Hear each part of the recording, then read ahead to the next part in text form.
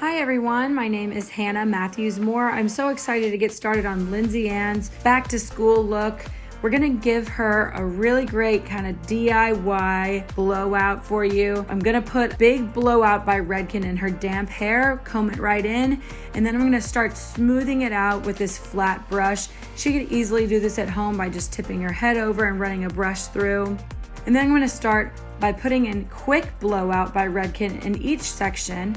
We're going to start applying Velcro rollers. This smaller one goes in the front underneath the strand of hair, and then we roll toward the face. Clip it up simply like this. We're gonna move on in the mohawk section by using bigger Velcro rollers, and they're gonna go away from the face, except for in the nape. I'll show you that in just a second.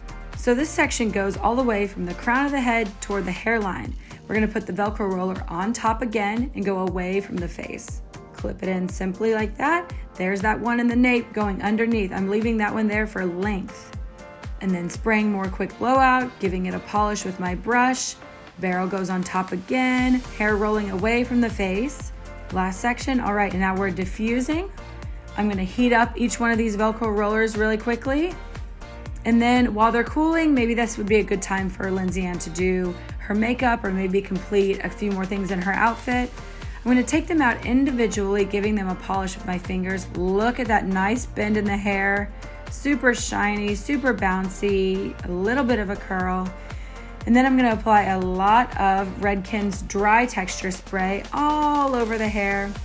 Wow, yes, look at the volume. And a lot more dry texture spray. Moving my fingers through it for that effortless, I woke up like this look.